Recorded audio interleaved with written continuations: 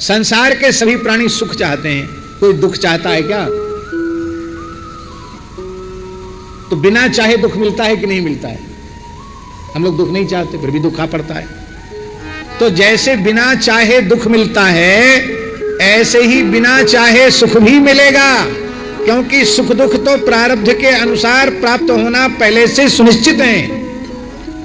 इसलिए प्रहलाद जी ने कह दिया, सुखम ऐन्द्रियकम दैत्या देहि योगेन देहिनः सर्वत्र लभ्यते दैवाद यथा दुखम अयत्नतः। जैसे बिना प्रयत्न के दुख मिलता है, ऐसे बिना प्रयत्न के सुख मिलता है। एक चोर था, डकैत, बहुत उत्तम श्रेणी का डकैत था, कुख्यात। बाद में वो प्रसिद्ध भक्त हुआ। भक्तमाल में नाभाजी ने उनका नाम बड़े आदर से लिया।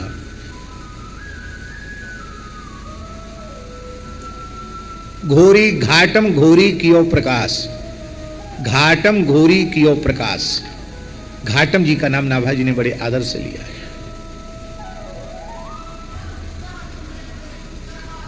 भक्त घाटम दास मीणा, मीणा जाति में उनका जन्म था। मीणा होते हैं राजस्थान में, और उनके कुल खानदान का पैतृक काम था चोरी डकैती। उनके पिताजी ने अपने पुत्रों को बुलाकर समझा दिया कि देखो, हम लोगों का और कोई रोजी रोटी का साधन नहीं है, चोरी डकैती ही साधन है। तो इस साधन का सबसे प्रबल विरोधी है कथा। कहीं कथा हो रही हो तो सुनना नहीं, बच के निकल जाना वहां से। धोखे से भी कथा का एक शब्द तुम्हारे कान में न घुस जाए, नहीं तो धंधा चौपट हो जाएगा। पुत्रों ने कहा, पिताजी आप मरते समय आज्ञा दे रहे हैं, आपकी अंतिम आज्ञा है, हम लोग पालन तो करेंगे। लेकिन कथनचित कोई ऐसी स्थिति आ गई कि कथा के बीच से निकलना पड़ा, तब क्या करेंगे? कुछ न कुछ शब्द तो कान में चला जाएगा। बोले खूब जोर से उंगली कार में घुसा लेना, एक शब्द भी भीतर न चला जाए। और बाप मर गया ये उपदेश दे करके।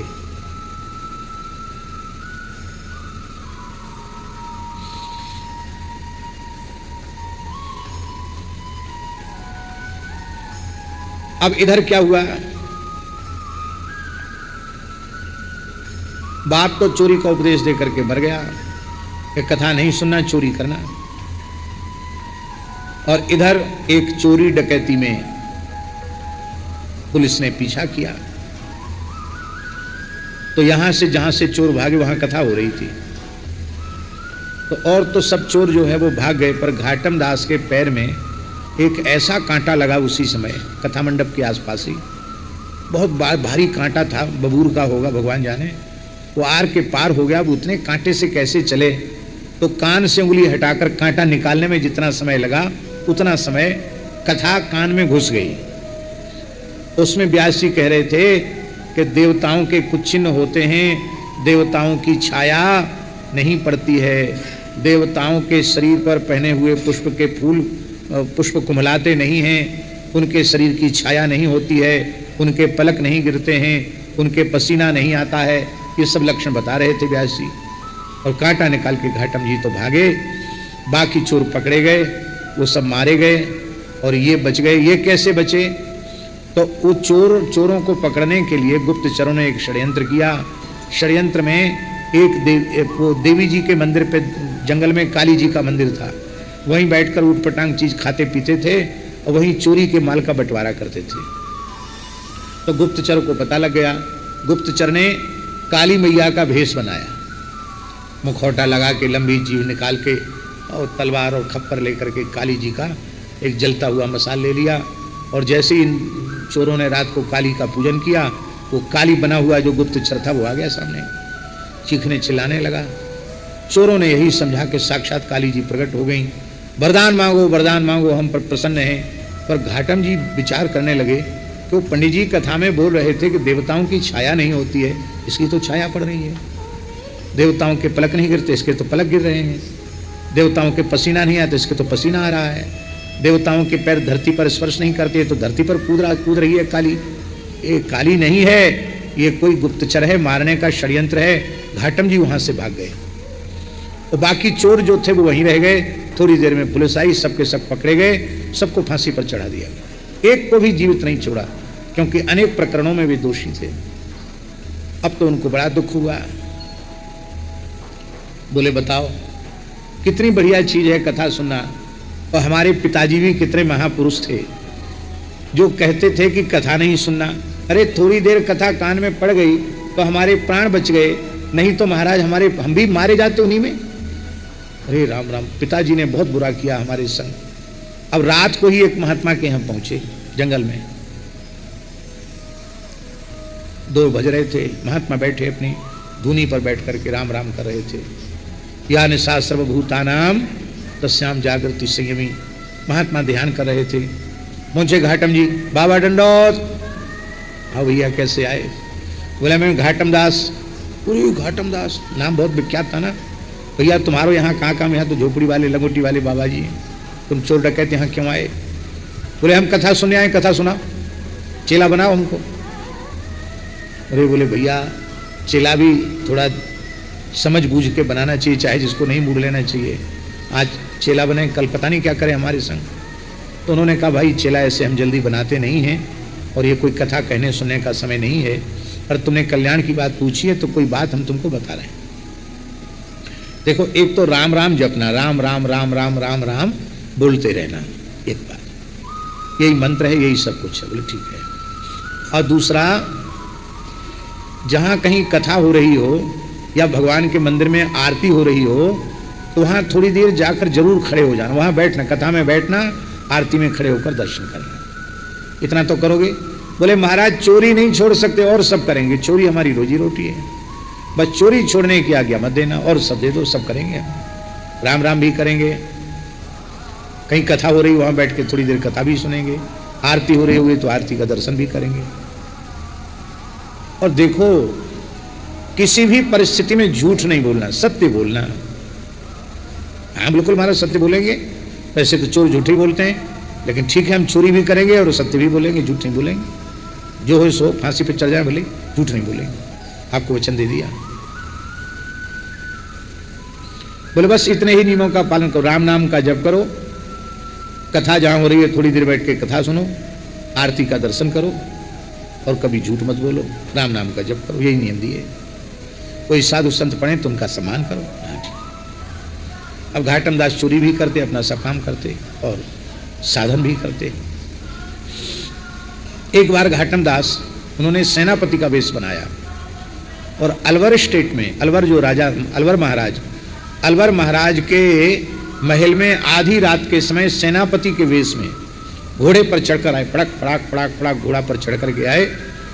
जैसे ही आए तो किले के द्वारपाल ने पूछा कौन? तो महात्मा की बात याद आ गई घाटम दास जी को। बोले चोर। चोर थोड़ी सिपाही के सामने अपने को चोर कहता है, कहा चोर। तो वो जो चौकीदार था वो डर गया बेचारा। बोले सेनापति जी को हमने इतनी कड़ाई से पूछ दिया कौन? वो थोड़ी कहेंगे तेरी आंख टूट गई है जो सेनापति को चोर कह रहा है। बोले हजूर हम पहचान नहीं पाए आपको, आप तो सेनापति जी हैं, आपको भला कौन रोक सकता है, हम तो बहुत छोटे कर्मचारी हैं, पधारो भीतर। तो चौकीदार ने भीतर घुसेड़ दिए, चला गया भीतर। जहाँ कहीं ड्योढ़ी पे कोई मिले कौन? बोले चोर। वो यही समझा कि जब वहाँ नहीं रोका सेनापति जी, माफ़ करना सेनापति जी आगे बढ़िए, और इसी उसमें चले गए भीतर। और महाराज के अंतःपुर में, रनिवास में, महल में चले गए, जहाँ राजा रानी पलंग पर सोए थे, वहाँ तक पहुँच गए। रानी ने अपना बहुत बेशकीमती हीरों का हार, सोने का हार उतार करके रखा था बगल में, हार लिया, कुछ स्वर्ण मुद्रा, जो कुछ भी आभूषण उनके हाथ लग गए लिए। अब वो जिस घोड़े पर बैठ के गए थे वो घोड़ा तो थक गया था, अब दूसरे घोड़े पर चढ़ के भागना था। तो राजा का जो शाही घोड़ा था उसी घोड़े पर बैठ करके और वो भागे। इधर जैसे ही राजा साहब उठे, रानी महारानी उठी, देखा तो हार गायब, बहुत बेशकीमती हार। भीतर से हार कैसे गायब हो गया? कर्मचारियों को सब पूछा गया, तुम लोगों के पहरे पर रहते हुए चोरी कैसे हुई? बोले महाराज हम लोग तो पूरी रात पहरे पर थे और तो कोई नहीं आए, सेनापति जी आए थे केवल। हमने सोचा कोई आवश्यक मीटिंग होगी आपके साथ, इसलिए आपने बुलाया होगा उनको, इसलिए रात में आए हैं। सेनापति को बुलाया, क्यों भाई तुम आए थे रात को? बोले सरकार हम कहाँ आए, ना आपने बुलाया ना हम आए। अरे तब वही घाटम दास होगा, वही सेनापति का वेश धारण करके चोरी करके ले गया। पकड़ो पकड़ो, तो महाराज घुड़सवार चारों ओर दौड़ने लगे और ये घाटम दास ही घोड़े पर दौड़ रहे थे। राजा का शाही घोड़ा था एकदम काला, और वो जहां दौड़ते दौड़ते जहां पहुंचे वहां सवेरे मंगला आरती हो रही थी भगवान की। तो गुरुजी की दूसरी बात याद आ गई कि जहां कहीं आरती हो रही हो वहां जरूर खड़े होकर दर्शन करना। तो आरती में वहीं घोड़ा बांध दिया, आरती में खड़े हो गए। पीछे से पुलिस आ गई, पुलिस ने पकड़ लिया। पर ठाकुर जी की माताजी विलक्षण लीला, वो जो राजा का काला घोड़ा था वो एकदम हंस के जैसा सफेद, चंद्रमा के जैसा उज्जवल हो गया। अब घोड़े का कलर ही बदल गया, तो कैसे पहचान में आए? बोले घोड़ा तो वही है, आदमी वही है, लेकिन घोड़े का कलर वह नहीं है, घोड़े का वो कलर नहीं है। पकड़ा गया। बोले तुम कौन? बोले घाटम दास। चोरी की? बोले हाँ चोरी की है। तो घोड़ा? बोले यही राजा का घोड़ा। इसका कलर कैसे बदल गया? बोले हम क्या जाने, भगवान जाने कैसे बदल गया कलर। चलो राजा साहब के सामने, राजा के पास ले गए। राजा को भी आश्चर्य हुआ, घोड़े का घोड़ा वही है? बोले हाँ वही है। कलर कैसे बदला? बोले देख लो, कोई पेंट वेंट तो नहीं कर दिया काले घोड़ा पर, तो स्वाभाविक कलर बदल गया। तो कैसे बदल गया? तब घाटम दास जी ने कहा कि देखो मैं झूठ नहीं बोलता, एक संत की आज्ञा है कि किसी भी परिस्थिति में झूठ मत बोलना, तो मैं झूठ नहीं बोलता हूं। सच्ची सच्ची बात जो थी आदि से अंत तक बता दी। राजा भक्त था, राजा समझ गया कि राम नाम का जप करता है, आरती में खड़ा था, भगवान ने ही इसके प्राण बचाए हैं, तो भगवान जिसके प्राणों की रक्षा करें भला उसे कौन मार सकता है। राजा ने घाटम दास जी को प्रणाम किया। बोले आप तो महान संत हैं, भक्त हैं, आपको चोरी करना शोभा नहीं देता, आप चोरी क्यों करते हैं? आप इतने उच्च कोटि के भक्त हैं, आपके प्राण बचाने के लिए भगवान ने, राम जी ने घोड़े का कलर बदल दिया, आप चोरी क्यों करते हैं? बोले महाराज कोई रोजी रोटी का साधन नहीं है, हमारा यही पैतृक काम है।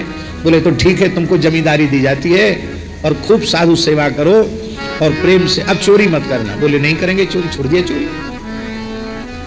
और वो घोड़ा भी उनको ही दे दिया, इस घोड़े पर चढ़कर आया जाया करो। अब तो जमींदार हो गए घाटम दास जी, और अब घाटम दास जी अनन्य निष्ठा से भजन में लग गए। संत मलुक दास जी ने जो भक्त नामावली लिखी है उसमें उन्होंने घाटम दास जी का नाम लिया है। घी को घाटव मैना उन्होंने लिखा है। सारे भारतवर्ष में प्रसिद्धि थी कि जितना संतों को घी घाटम दास जी खिलाते हैं उतना घी संतों को खिलाने वाला और कोई दूसरा नहीं है।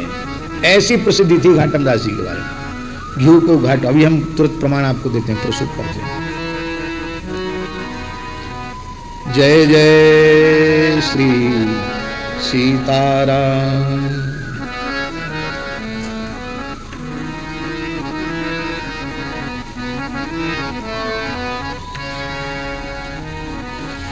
आहा,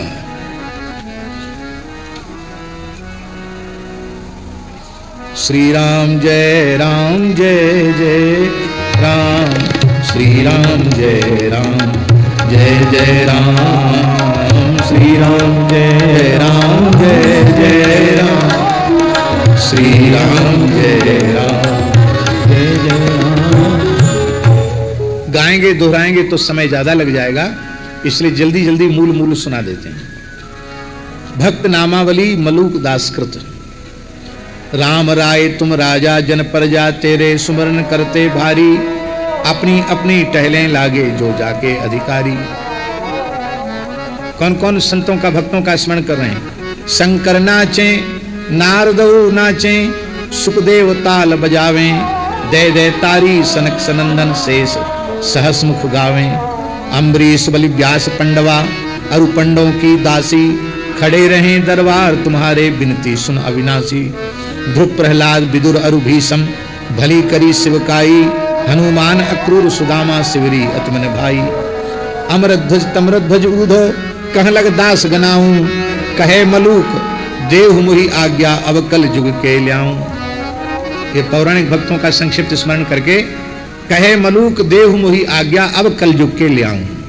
अब कलयुग के भक्तों में रैदास प्रेम की पनही बनावे, ज्ञान ही गिने कबीरा, ज्ञान ही बिने कबीरा,